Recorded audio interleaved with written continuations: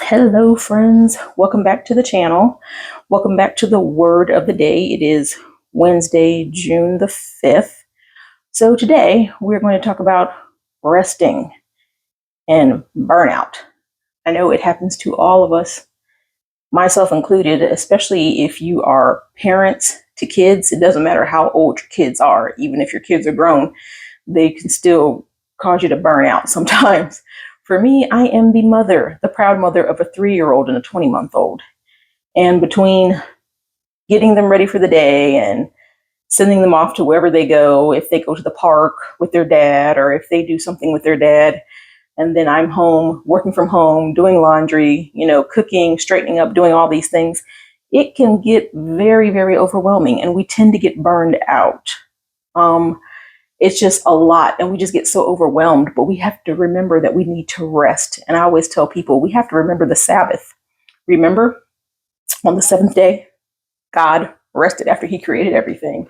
And it states that, of course, obviously, in the book of Genesis, in the very beginning, in chapter 2, verses 2 through 3. It says, by the seventh day, God had finished the work that he had been doing. So on the seventh day, he rested from all his work.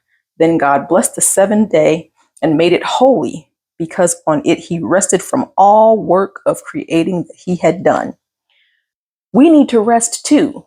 On Sundays, I think it's very important to remember that. And for me, Sundays used to be my day where I would clean the house and do all the laundry. And I started thinking about it. I'm like, you know what? I need to do this on Saturday instead, because I need to take the time to reset on Sunday, spend time with the Father, and just decompress. So I'm ready to start my work week and essentially do it all again at the end of the day. Some of us don't know how to rest. I get that because we're just so used to going and just going all the time.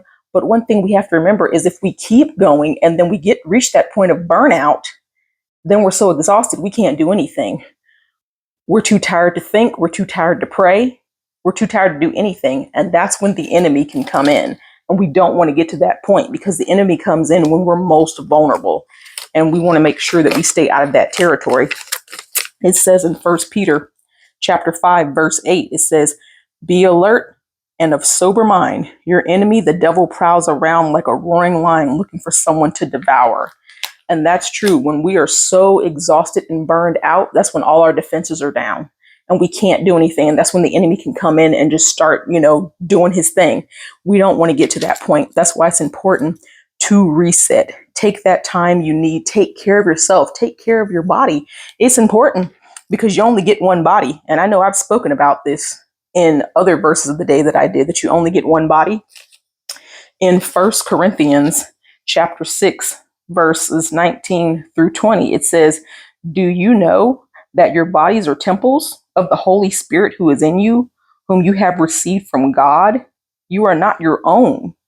You were brought at a price. Therefore, honor God with our bodies. So, you know what? Let's not work ourselves to death like crazy. I think of the other video I talked about taking care of your body, working out and eating right. But also that means giving your body a break from running here and there like a chicken with your head cut off. You have to take the time to restore, to take care of your body.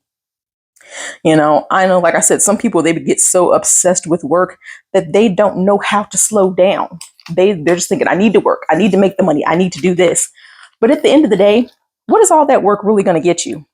I was reading in Ecclesiastes chapter 2, verses 22 through 23, and it said, what do people get out of toil and anxious striving with which they labor under the sun? All their days, their work is grief and pain. Even at night, their minds do not rest. This too is meaningless.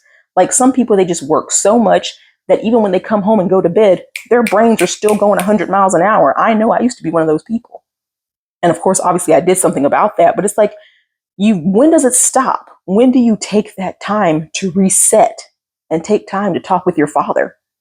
It's important. You need to take that time. One other verse I'd like to reference is, what we can do to combat, what we can do to slow ourselves down, to be accountable and take the time and say, you know what, I need to slow down. And if we read, let me find my verse. I've got it in here. If we read in First Chronicles, Here we go. First Chronicles chapter 16, verse 11. It says, look to the Lord and his strength. Seek his face always. Take the time, slow down, talk to the Father, seek him, ask him to help you. Tell him, Father, how can I slow down? What do I need to do? Ask him, and he's going to tell you. That's all you got to do. You have to talk to him. The last verse that I want to reference, and I want you guys to remember, is in Matthew chapter 6, verses 33 through 34. And it reads, but seek first his kingdom and his righteousness, and all these things will be given to you as well. Therefore, do not worry about tomorrow, for tomorrow will worry about itself. Each day has enough trouble of its own. Isn't that the truth? So I said all that to say, take some time, rest, reset, so that the enemy does not have a chance to come in and take over. Just be mindful of that. So the takeaways, remember the Sabbath, spend time with God, take care of your body, and just chill, because you only get one. You need to take care of it. I hope this blessed someone today. You guys have a good one. See you next time.